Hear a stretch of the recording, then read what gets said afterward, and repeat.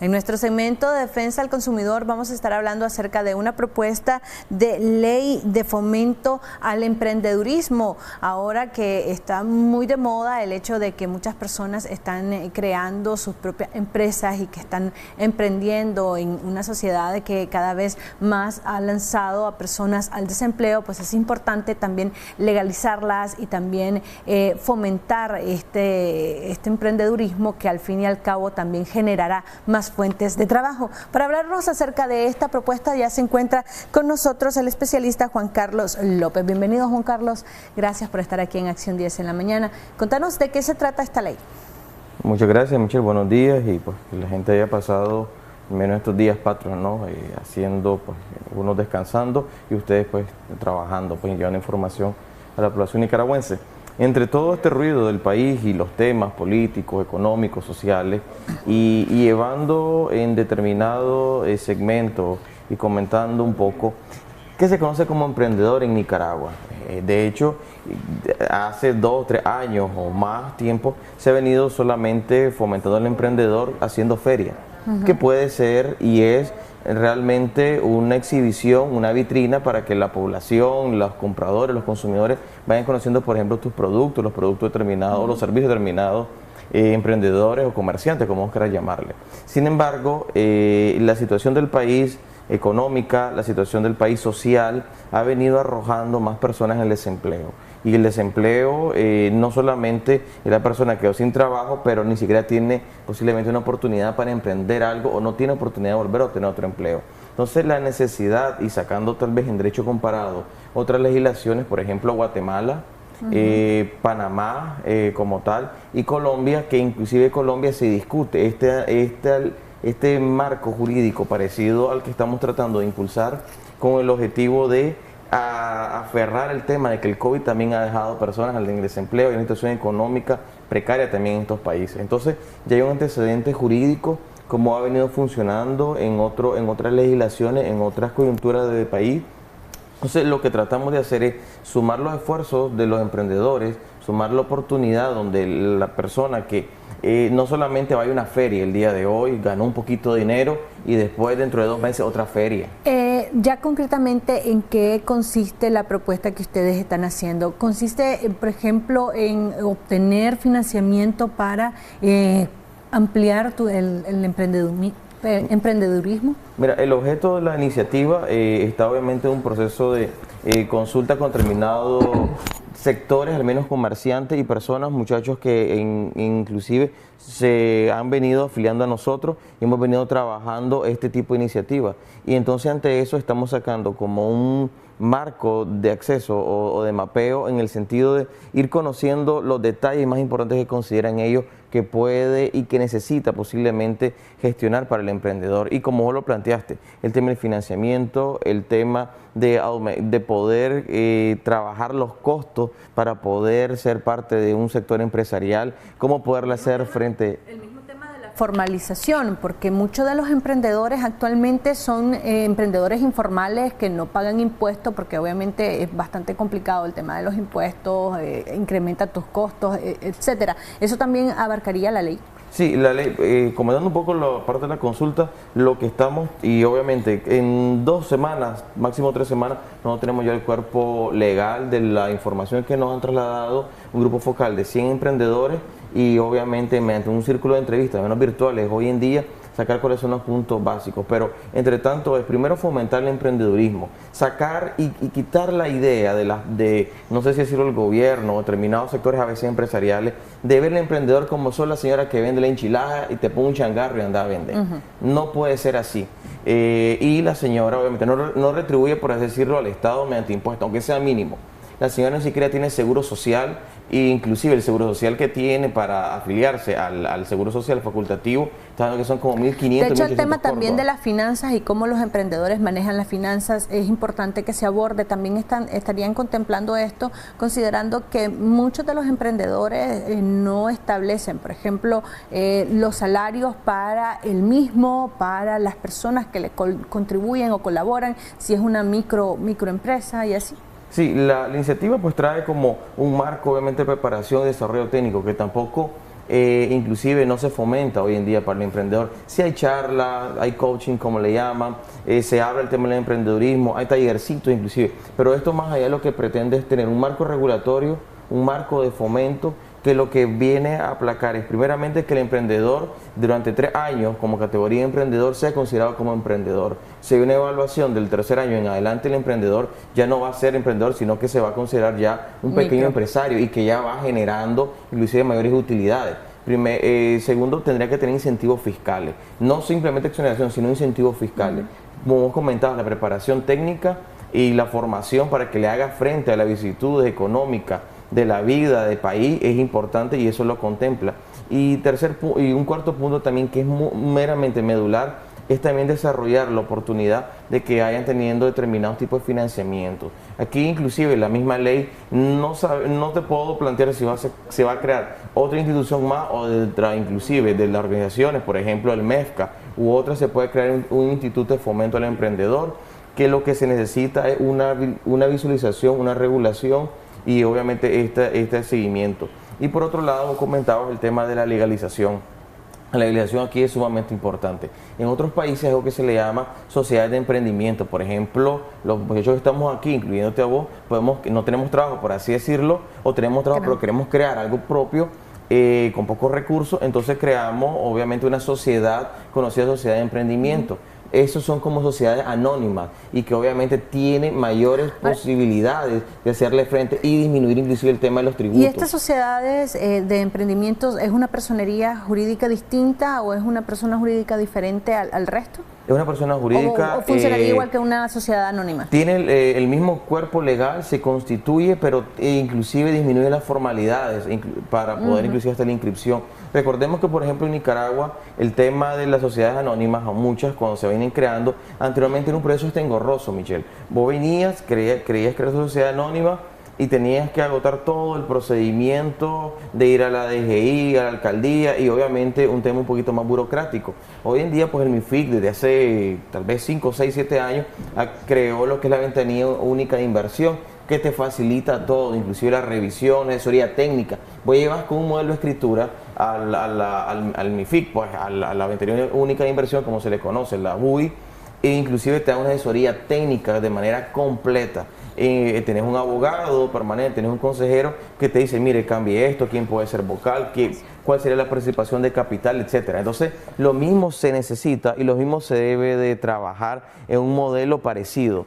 Y por otro lado, como te decía, hay puntos medulares que la ley debe contemplar. Por ejemplo, si esta ley y posiblemente sea un tema que se puede crear una tarifa especial de energía eléctrica para este segmento, pues que va a empezar, porque muchas personas lo que hacen es, están vendiendo ropa en su casa, empiezan, bueno, que hacen trabajo, no tienen la capacidad para arrendar, para alquilar un local, entonces lo que hacen es poner un negocio en su casa, cualquiera que sea, y si venden algo de consumo de bebida helada, tenés que pagar más energía eléctrica. Exactamente. Ahora, lo poco que han logrado conversar con estos emprendedores que ya han empezado a realizarles consultas, ¿cuáles son esas principales necesidades que ellos sienten o que ellos les han logrado transmitir, Juan Carlos? Mira, primero hay acompañamiento, por así decirlo, de la ley, del Estado. Segundo, el tema de la legalización. Más que no le interesa, le tienen miedo a legalizarse porque saben que tienen después encima el INS, que van a tener algún tipo de planilla, estar pagando al menos un piso o algo, si va a ser en un mercado, si va a ser mediante la Dirección General de Impuestos, que van a pagar al menos una tasa contributiva específica o un monto obviamente porcentual. Entonces, todos esos aspectos, el emprendedor tiene temor. Por eso es que entendamos de que, inclusive el emprendedor dice que tiene ningún número RUT, sabes cuando te declaras como comerciante, pero eso no es suficiente para que te den a veces líneas de crédito. Y lo que a veces obtentan, y aquí hemos hablado de estos temas, es que como es una persona natural todavía, tienes menos un número RUT, sos catalogado con un nivel de riesgo alto, no tienes ninguna previsión, inclusive en el interés porcentual, aquí los emprendedores o la gente que quiere empezar, se meten con las microfinancieras. Y aquí hemos hablado de que las microfinancieras, no por decir que sean negativas, pero la tasa de interés es abierta, te pueden cobrar hasta el 100% anual. Entonces eso quiere decir que ese emprendedor tiene que pagar un interés alto para emprender su negocio. Juan Carlos, tenemos una llamada telefónica que me gustaría que le diéramos paso para atender la consulta o el comentario. Muy buenos días. ¿Cuál es su consulta? Aló. Me gustaría saber cómo se puede fomentar más el tema de los emprendedores en Nicaragua. Por favor, si nos repite nuevamente la pregunta, por favor. ¿Cómo se puede fomentar más el tema de los emprendedores en Nicaragua, pues para que el país siga siendo más rico y más que se comercie más? Excelente, muchísimas gracias. ¿Cómo podríamos promover el emprendedurismo en el país? Sí, bueno, una pregunta muy general. Esto es como un aporte al medio de nosotros, del trabajo. Si bien cierto, trabajamos el tema de los consumidores, pero consideramos que es un tema importante y consideramos que el país, más allá de la crisis del COVID y más allá de lo que veníamos arrastrando del 2017, 2018, inclusive acentuado, el país tiene que recuperar una fuerza económica, y te aseguro que la fuerza económica no es que van a venir 20 empresas canadienses, 50 empresas norteamericanas y 30 europeas a invertir inmediatamente. El país necesita resurgir, crearle valor agregado a los productos, a los emprendedores. Por eso te decía, no es vano las ferias, Michelle, es un punto importante, pero es un punto aleatorio, paralelo. Aquí lo que necesitas es sacar a la señora que vende enchiladas, darle valor agregado, darle una seguridad jurídica, que ella también retribuya algo al Estado y que el Estado le retribuya para ella y su familia, y que después esa persona vaya creciendo con un modelo de seguimiento, porque a veces los impuestos te ahorcan, la factura de energía eléctrica te ahorca, la factura de agua te ahorca. Entonces, los financiamientos, como te decía, con un microcrédito, porque es nivel de riesgo alto, te está ahorcando, y no hay ninguna institución que realmente, más allá de hacer ferias y que promuevan, por ejemplo, el gobierno como el emprendedor y eso, invitarlo a un medio de comunicación, que es importante, pero necesitas darle un seguimiento jurídico, y eso es lo que nosotros estamos pretendiendo, y el objetivo es que esto se llegue a condensar al menos entre lo que resta del año y el próximo año. ¿Cuánto tiempo podría tomar el redactar la ley y posteriormente qué se requiere para que ésta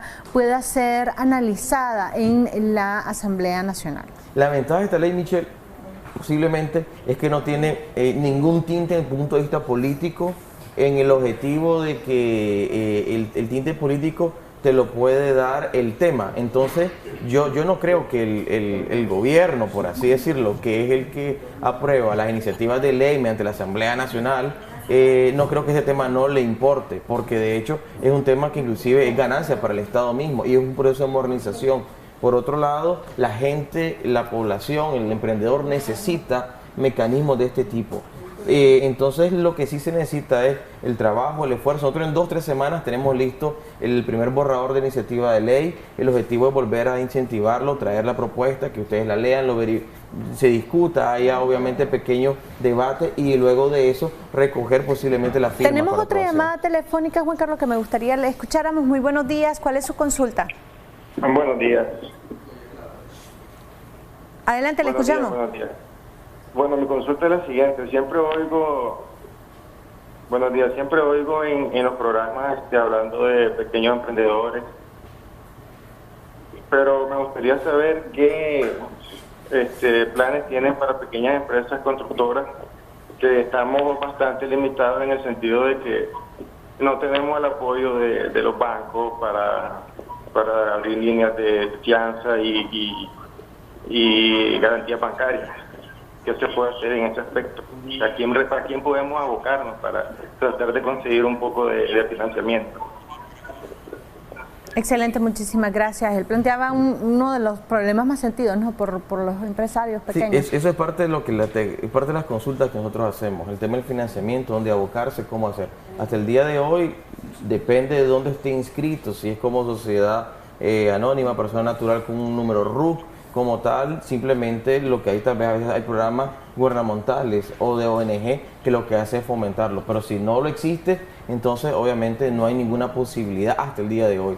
Lo que queremos es crear no solamente una ilusión, Michelle, lo que pensamos es nosotros trabajar esta iniciativa de ley, que sea consultado, que sea práctica y que realmente tratemos de hacer el empuje para que en la Asamblea Nacional se apruebe. Aparte de eso, nosotros, pues, el objetivo es crear como una red de emprendedores, darle fomento a esto y que obviamente haya un proceso de capacitación técnica mientras esto vaya avanzando. Juan Carlos, pero también es necesario realizar una especie de censo o de sondeo para conocer cuántos emprendedores realmente existen en nuestro país. Vos planteabas algo al inicio de la entrevista y es, por ejemplo, que un emprendedor luego de mantener una empresa, luego de los 3 años ya no es un emprendedor, o sea, ya debería de ser calificado como un pequeño o micro empresario. ¿Se conoce más o menos cuántos emprendedores existen en el país? ¿Se debería de hacer una especie de censo, de conteo, de mapeo para saber en qué sectores, en qué rubros están trabajando? Mira, simplemente la estadística te puede llevar a 2 aspectos. Uno de ellos es que, bueno, debería entre años mejorar su calidad de económica, de financiamiento de su empresa, o su emprendimiento, o innovación inclusive. La ruta va entre 3 o 4 años. Sin embargo, utilizadas al menos las estadísticas, tanto gubernamental, que se habla de casi 200.000 personas en desempleo, por así decirlo. Y por otro lado, si quieres utilizar esa cifra, pues obviamente puede ser más, pero no hay, como vos planteás, un censo establecido, sobre todo por la población económicamente inactiva, que es la PEI.